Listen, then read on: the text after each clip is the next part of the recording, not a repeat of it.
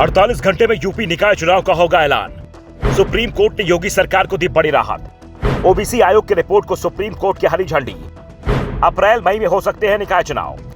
UP में निकाय चुनाव को सुप्रीम कोर्ट ने मंजूरी दे दी है। सोमवार को सुप्रीम कोर्ट ने ओबीसी आयोग की रिपोर्ट स्वीकार की। इसके साथ ही राज्य में निकाय चुनाव की तैयारियां शुरू हो गई हैं। सुप्रीम कोर्ट में यूपी सरकार की ओर से पेश additional solicitor general Tushar Mehta ने कहा, राज्य निर्वाचन आयोग 2 दिन में नोटिफिकेशन जारी कर देगा। अगर निर्वाचन आयोग उत्तर प्रदेश 2 दिन के भीतर स्थानीय निकाय चुनाव को लेकर अधिसूचना जारी कर देता है तो उसके बाद चुनावी प्रक्रिया को पूरा करने में 15 दिन से 1 महीने का समय लग सकता है। ऐसे में अप्रैल के अंत में या मई की शुरुआत में नगर निगम, नगर पालिका और नगर पंचायत के अध्यक्षों और सदस्यों का चुनाव कराया सकता है। ओबीसी आरक्षण की प्रक्रिया को लेकर सवाल तो कई पक्षों ने पहले उठाए थे, लेकिन शीर्ष अदालत बिना किसी लाग लपेट के स्वीकृति दे दी। सुप्रीम कोर्ट ने इससे पहले जनवरी में बिना ट्रिपल टेस्ट के ओबीसी आरक्षण के साथ निकाय चुनाव कराने की इजाजत नहीं दी थी और इलाहाबाद हाई कोर्ट के फैसले को सही ठहराया था। हालांकि यूपी सरकार ने इलाहाबाद हाई कोर्ट के लखनऊ बेंच के आदेश के अनुसार ही ओबीसी आयोग गठित कर दिया था। 28 दिसंबर 2022 को ओबीसी आयोग का गठन किया गया था और 7 मार्च 2023 को आयोग ने अपने रिपोर्ट ट्रिपल टेस्ट के आधार पर सरकार को सौंप दी, जिसे राज्य सरकार की ओर से सुप्रीम कोर्ट में पेश किया गया था। कोर्ट से निकाय चुनाव को हरी झंडी मिलने के बाद यूपी के सीएम योगी आदित्यनाथ ने ट्वीट किया, माननीय उच्चतम न्यायालय द्वारा ओबीसी आयोग की रिपोर्ट स्वीकार कर ओबीसी आरक्षण के साथ नगरीय निकाय चुनाव कराने का आदेश स्वागत योग्य है। विधि सम्मत तरीके से आरक्षण के नियमों का पालन करते हुए उत्तर प्रदेश सरकार समयबद्ध ढंग से नगरीय निकाय चुनाव कराने हेतु प्रतिबद्ध है।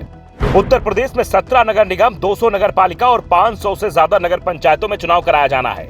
इन निकायों का कार्यकाल जनवरी में ही खत्म हो चुका है। ऐसे में सभी निकायों में प्रशासक नियुक्त कर दिए गए थे, लेकिन प्रशासकों के अधिकार सीमित होते हैं।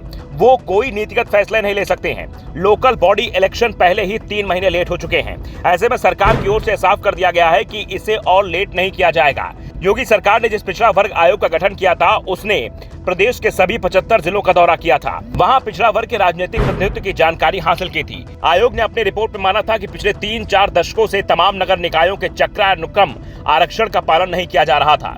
रैपिड टेस्ट की प्रक्रिया को भी सही नहीं माना गया। आयोग को ऐसी शिकायतें जनप्रतिनिधियों और जनता से बातचीत में मिली थी। इसके बाद 5 सदस्यीय आयोग ने अपने रिपोर्ट में ओबीसी आरक्षण में बदलाव की सिफारिशें की हैं। उत्तर प्रदेश में 760 नगर निकायों पर चुनाव होने हैं। इसमें मेयर, नगर पालिका, नगर पंचायत अध्यक्ष और सभासद सीटें शामिल हैं। हालांकि सरकार की कोशिश समय पर चुनाव कराने की थी, लेकिन ओबीसी आरक्षण को लेकर हाईकोर्ट ने रोक लगा दी थी और चुनाव बिना आरक्षण के कराने के निर्देश दिए थे, जिसके बाद कोर्ट के फैसले को सर्वोच्च न्यायालय में चुनौती दी गई थी। वहीं अब सुप्रीम कोर्ट का फैसला आने के बाद प्रदेश के निकाय चुनाव का रास्ता साफ हो गया है। बता दें कि इससे पहले ओबीसी आरक्षण को लेकर काफी हंगामा हुआ था। योगी सरकार पर विपक्ष ने चुनाव टालने जैसे कई आरोप लगाए थे। दूसरी ओर योगी आदित्यनाथ ने पहले ही साफ कर दिया था कि वो बिना ओबीसी आरक्षण के चुनाव नहीं कराएंगे। योगी सरकार ने चुनाव को 3 महीने के लिए टाले जाने का आदेश भी ले लिया था और अब जैसा योगी सरकार की ओर से कहा जा रहा था वैसा ही हुआ। चुनाव ओबीसी आरक्षण के साथ ही होने की मंजूरी मिल गई है।